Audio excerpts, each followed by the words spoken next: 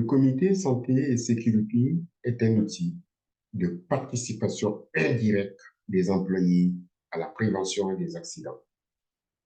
Dans cette vidéo, je vous décris 5 actions. 5 actions pour vous aider ou pour donner un nouvel élan à votre comité afin de contribuer durablement à la prévention des accidents du travail. À la fin de cette vidéo, donc, vous aurez des connaissances. Vous allez acquérir des connaissances pour redynamiser votre comité santé et sécurité, si ce n'est déjà le cas. Je suis Fidèle Djoulou, consultant chez Fidelis Conseil à Sherbrooke. Fidelis Conseil est un cabinet spécialisé en prévention durable des accidents du travail qui intervient auprès des entreprises exerçant dans l'industrie manufacturière.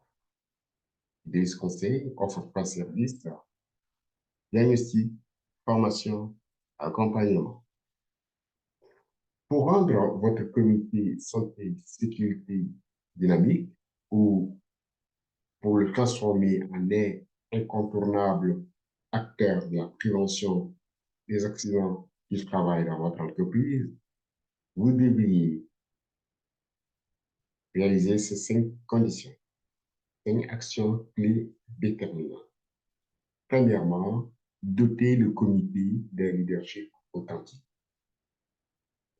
C'est vrai qu'il est recommandé que les membres de la direction président le comité, certains associés et un représentant syndical de votre choix.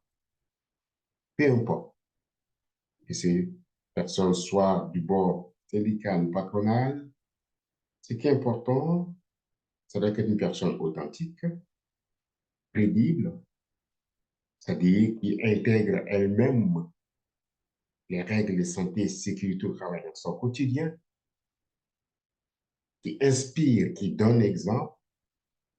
C'est une personne capable de mobiliser des ressources, aussi bien financières, matérielles et surtout humaines, pour atteindre les objectifs assignés. Sans cela, votre comité évoluera pas moins et ensuite finira dans les dysfonctionnements totaux. C'est important d'avoir cette direction éclairée, exemplaire, pour pouvoir mobiliser et donner la valeur au comité jusqu'à la fin de son mandat. Deuxièmement, développer les compétences des membres du comité. Au début du mandat, les personnes désignées ou élues viennent de tous bords, sans parfois des connaissances en matière de santé et de sécurité. D'où l'importance de leur fournir un minimum de formation de base, pas seulement sur les règles ou les rôles et responsabilités du comité, mais d'aller plus, de pousser cette formation pour les amener à s'approprier effectivement leurs responsabilités. Vous pouvez pousser les gens à la gestion des risques, leur donner une formation pour avoir une vue globale de la stratégie de prévention des accidents de travail dans l'entreprise. Vous leur donnez envie pour qu'ils puissent ne pas gérer la santé et sécurité en silo, mais comme un élément intégrateur dans tous les aspects de l'entreprise. Donc, élever les niveaux de compétences des membres du comité afin de quitter le niveau opérationnel et d'agir également sur le plan stratégique.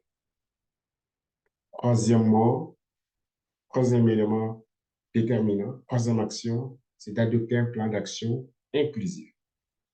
C'est vrai que tout le comité, vous allez me dire, ont un plan d'action. Il n'en dispose pas. Mais de quel plan d'action s'agit-il? Parce qu'à un moment donné, vous allez vous rendre compte qu'au bout du 7e, 6e, 7e, 8e mois, les gens s'essoufflent parce qu'il n'y a plus d'initiative. Alors, comment remédier à cela?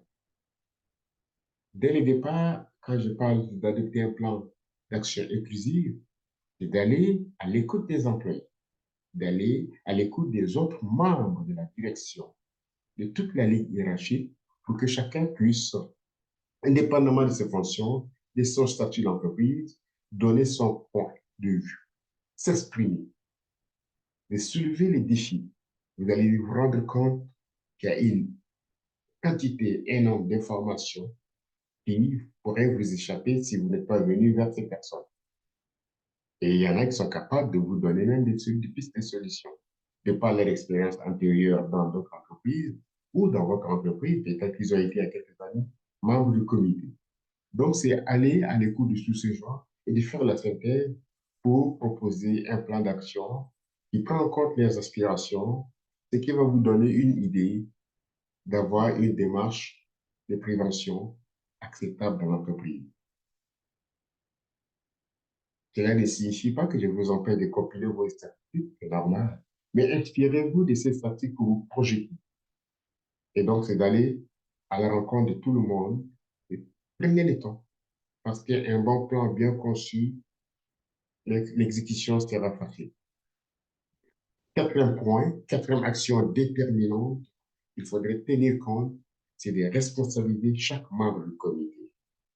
Et la tâche ne se trouve pas seulement que le maître d'une catégorie au sein du comité, et tous les membres du comité répondent de leurs actes. C'est ça la responsabilité. C'est de cela qu'il est question. Alors, pour y arriver, au moment d'élaborer votre plan d'action, vous devez désigner, nommément citer, par exemple, Monsieur Pierre, vous êtes responsable de l'exécution de la tâche numéro 2 à 5. Vous devez rendre compte de l'évolution de ces tâches tout au long de notre mandat. De cette façon, vous allez avoir une personne qui rend compte des activités. Et c'est de cette façon que vous pourriez arriver à une démarche de prévention durable. Et vous allez faire le suivi régulièrement de vos activités. Ce qui nous amène au point 5, donc cinquième action, suivre régulièrement les activités. Donc, l'exécution du plan. Vous avez conçu votre plan, vous l'avez mis en exécution, mais l'aspect suivi reste délicat. En ce sens que cela échappe à beaucoup de comités.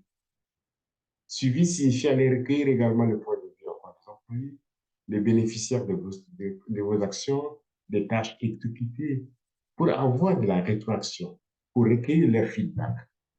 Et c'est de cette façon que vous allez vous améliorer, vous allez pouvoir appliquer votre plan d'action dans le but d'éliminer peut-être les risques les plus importants en entreprise ou de les réduire si vous ne pouvez pas éliminer.